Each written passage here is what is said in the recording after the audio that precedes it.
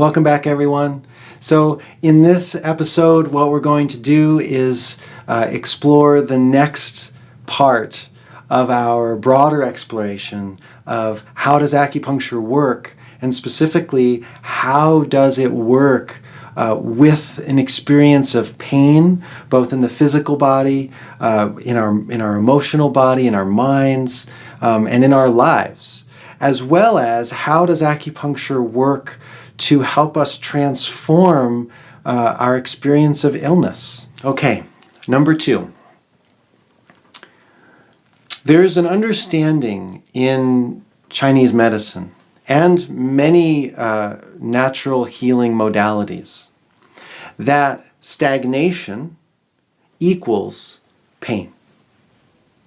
That whenever there is a restriction of fluidity, a restriction of the impulse to be free in our bodies, in our minds, in our lives, that creates a contraction, and that contraction leads to the experience of pain. If it's not specifically pain, it can also lead to a dysfunctioning in our physiology, which can then lead to different kinds of illnesses. Now, in addition to this, typically what we do as human beings, I've noticed over the years, is that in the presence of pain, we contract even further, and then we create a story of resistance to that experience of pain. The effect of that is now not only do we have restriction of freedom, fluidity, and motion, not only do we have the experience of pain that has resulted from the stagnation, but now we also have suffering, which is the experience of resisting that experience. And of course, the practice that I just offered in number 1 can help us begin to shift that dynamic of suffering. Now, when it comes to acupuncture, we have an understanding of what are called meridians. So we all know that in our bodies, we have a circulatory system. And our circulatory system is a network that is filled with blood, that allows your blood that's holding richness and nourishment, that allows that to reach every part of your body so that you feel alive and you feel satiated with what you've taken in through your food, through your drink. In the same way, acupuncture and Chinese medicine discovered that there are also pathways and networks that allow for the movement of our vitality. So just as you need blood vessels to carry the nourishment, we also need channels of aliveness, channels of vitality to bring that dynamism into the rest of your body, that then also supports the experience of feeling alive in your heart and in your mind. Now, some of you might have heard or are familiar with the notion of fascia. Fascia, to put very simply, is these dimensions inside of our body that connect everything. They surround all of our muscles, they surround our organs, and they even live in what's called our extracellular matrix, which is just a fancy word for all of your cells are floating in some stuff, and that has a connective tissue or fascial dimension to it. So what does all that mean?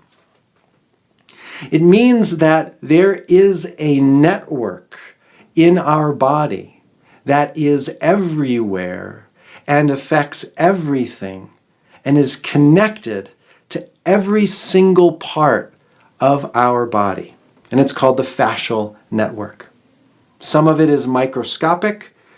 Some of it is, if you looked inside with a camera, you'd be able to see these big fascial things that live in you. But it's also, like I said, this extracellular matrix, which is just this like fluid dimension that all of our cells are floating in. Now, this fascia, some believe, is a faster system of communication than our nervous system. That just means that it is running information throughout your body, helping to tell everything what it's supposed to be doing. Now, remember I mentioned this extracellular matrix. It can be both a fluid or, under certain circumstances, it can become relatively more gel-like. It tends to do that when we've experienced some kind of trauma. This could be a sports-related injury. This could be an emotional trauma. Anything that can cause the system to retract or try to protect. Could even include if you got a shot at the doctor, and while maybe some of that shot is helping your health, there might be other dimensions of that your body perceives as toxic.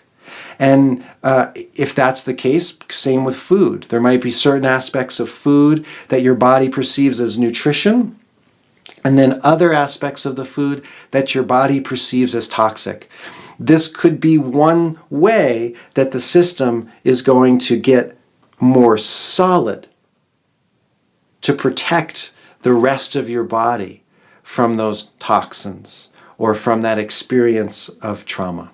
Now, when this happens, it is going to create stagnation in the fascial network. Now, to take this a little further, the meridians of acupuncture, they live and run through this vast fascial system. So what does that mean? We said that the meridians are ways in which our vitality can reach every dimension of our body. We said that these meridians are living inside of fascia, which is also everywhere in our body. And we also said that in the presence of trauma or toxins, our fascial network can become more rigid, more gel-like, less fluid, at which point there becomes also a constriction within this meridian system, which again is supposed to be taking vitality and aliveness everywhere throughout our being.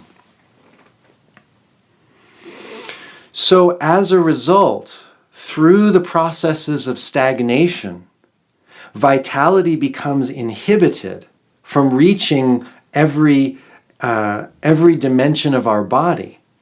That starts to break down our healthy physiological function, all rooted in a lack of flexibility, a lack of fluidity, a lack of what we could call physiological freedom. What acupuncture is able to do, through the assessments that an acupuncturist learns, we can discover where some of the key places of blockage exist. And we can place needles in those places, which stimulates a process of opening. It invites the possibility for freedom and fluidity of motion, which unhinders this flow of vitality, so that it can reach, for example, your heart, so that you can regain a powerful, steady presence of heart. Or it can rush into your digestive system. So rather than having a sense of sluggishness, you can have a sense of dynamic aliveness and interest when it comes to digesting your food and digesting your life. Okay, so for this second dimension of how acupuncture works, here's something that you can do today, right now. The invitation is for you to look for one place in your body, or one place in your mind, or one place in your life that you feel lacks freedom. A place that lacks fluidity. So the first part is to just bring some awareness to that. Where in my life do I see a lack of freedom? A lack of fluidity? Where in my mind do I see a lack of freedom? A lack of movement? Where in my body do I feel a lack of movement, a lack of freedom, a lack of fluidity? So once you've identified this, now we get to create a practice. We get to create a practice of exercising the muscle of freedom. Remember, contraction and stagnation is also something that we are usually unconsciously practicing on a regular basis.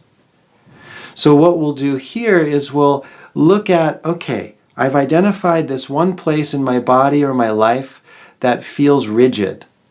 And I'm simply just going to practice gently opening it, gently moving it. Not forcefully, especially if you're in a lot of pain or you haven't moved your body in a long time. Very gently, just introducing the possibility that movement is available to you. Depending on how healthy you are or how in pain you are, will determine how much fluidity you can introduce at a given time. You might just bring in a teeny little bit. You might look out into your life and say, okay, I'm going to go and I'm going to do one thing in this area of my life that is an expression of fluidity, where there was usually an expression of rigidity. So it's one of those things that sounds simple, but sometimes the simplest things are the most profound. Like, for example, placing a hair-thin needle into somebody's body and then their whole life changes. It seems ridiculous, but it happens over and over again.